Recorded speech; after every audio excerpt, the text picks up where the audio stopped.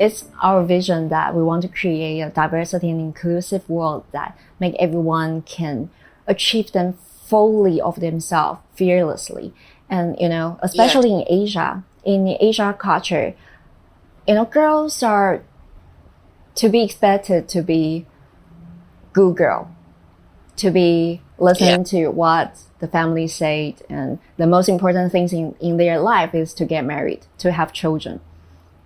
Okay, I just seen you nodding, and I knew the WOW Foundation has go to so many different places, not just in UK.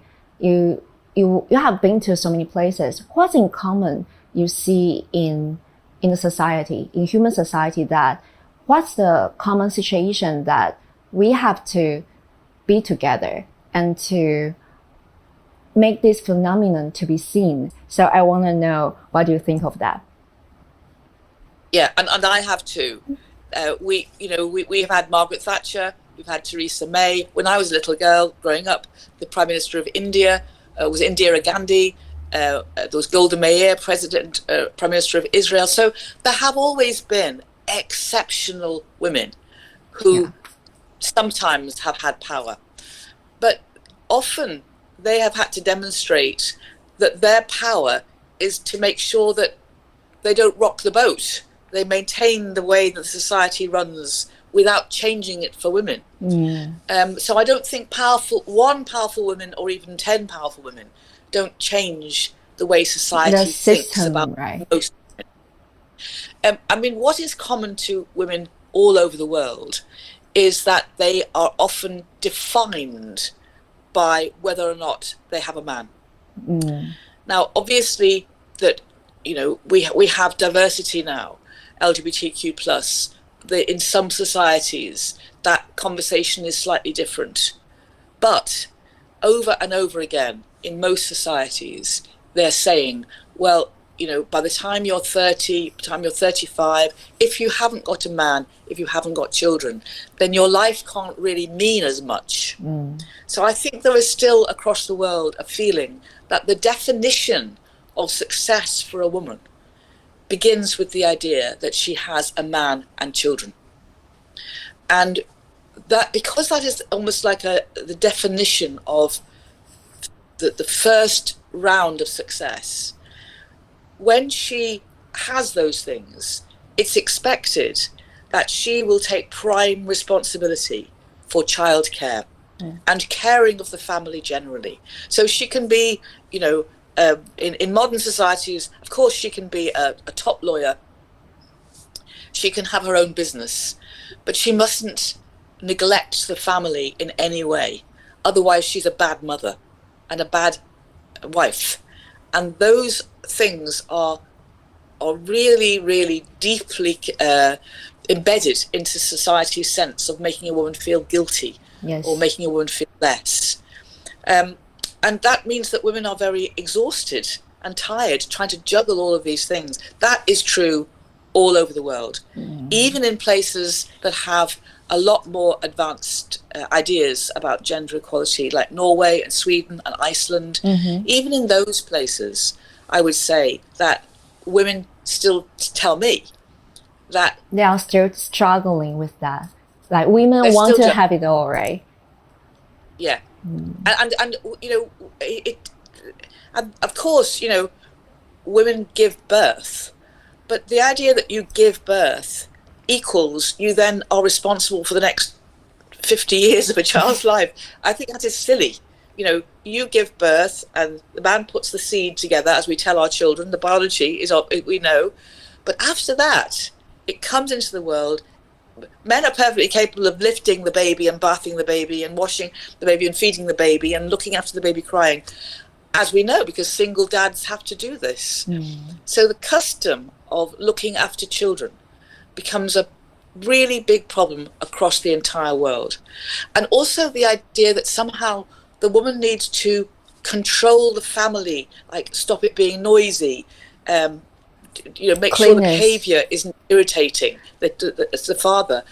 And so that's one thing across the world. And the other thing across the world is violence against women. domestic violence, the idea that you can hurt a woman, you can push a woman, you can bully a woman. Yes. But also sexual violence, rape, sexual harassment within the family, within boyfriend-girlfriend relationships, within husbands and wives, within strangers in bars. All of that is right across the world, that level of violence. And that, I think, is the most obvious example of how men view women. Not all men, but men's idea of women is that they should be available as a sexual object. I totally agree with your observation. And it's kind of a situation that we knew it and we want to change it. So you create one foundation that you want to connect different people around the world to I think it's kind of like to share a new way of narrative, female narrative, right? To make this story be heard. Yeah. And not to have the idea that modern societies have solved it and, developing countries are behind, because it's not that simple. Yeah. Because if you look at like TikTok or, modern societies that are dealing with all the social media, we see 8-year-old girls, 9-year-old girls, dressing up as, cuties, feeling that they have to pout and make themselves available and then getting frightened by how they're caricatured as sexual creatures. We see girls self-harming and not eating, and all of this idea about perfection in modern societies. So inequality shows itself differently in different countries, but it's the root cause is the same. Yeah, I couldn't agree with you more, because I think the structure of power is kind of like imbalanced.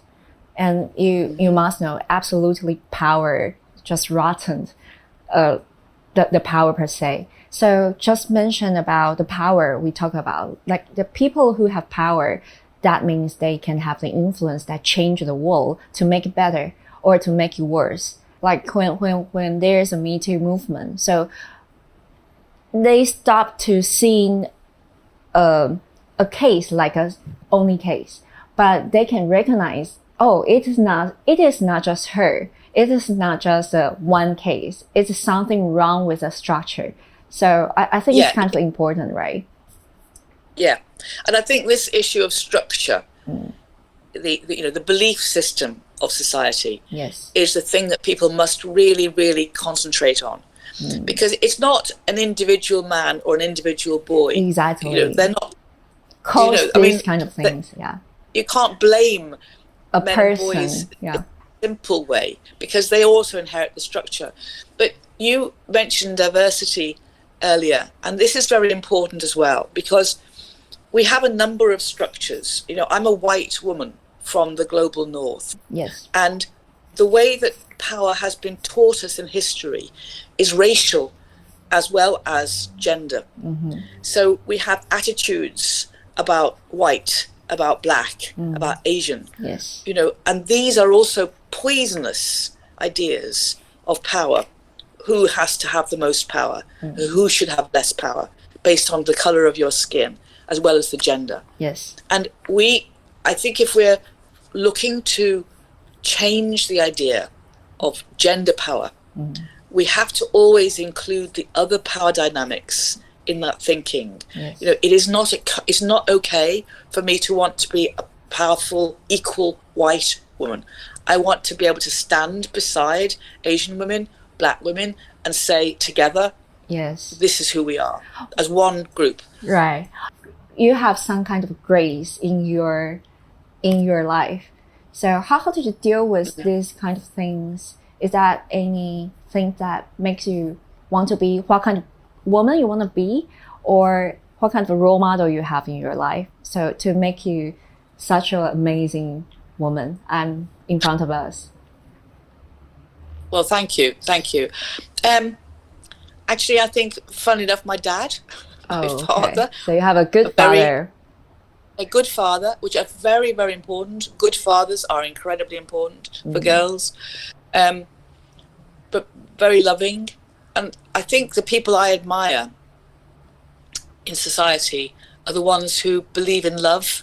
You know, I think that this journey towards human justice that I'm on, that you're on, is about loving humanity. Right. True. You know, exactly. I don't love women more than men, but I have to give my love to women practically, because they are not equal. But you know, in the end, I want human justice for everyone, and that makes me happy. That idea that we could get there, that imagination of a place of total human justice. I know we haven't got it, but it makes me happy to think we could get it. And that's what I suppose I want to try to be myself, somebody who believes in human justice and acts that way. I noticed that in Asia, in Taiwan, there are so many female leaders. They don't want to mark themselves as a woman, blah, blah, blah. Like, they don't want to be described as a female entrepreneur or female leaders or female director. So how do you think about that? Well, I understand that feeling, because they're saying, you know, if women aren't equal, and you keep calling me a woman director, a woman business person, a woman banker, then somehow you are diminishing me. Yes. And so, and the problem is that a lot of those women also want to say, you know, don't include me with women. You know, I'm not in that group. Right. I'm in my own group with men.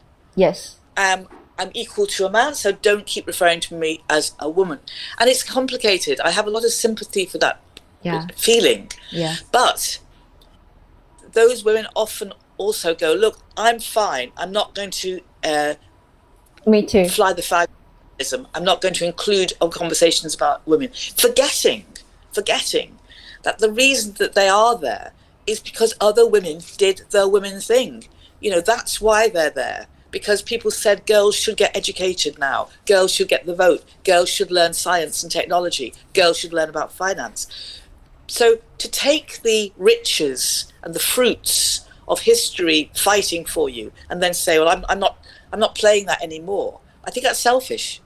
But a lot of women are frightened to be feminists because they think that they will be then accused of being angry, of being difficult, of rocking the boat.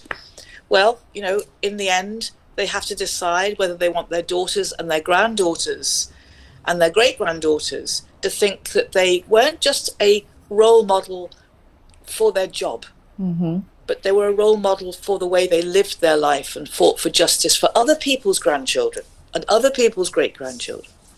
Yeah.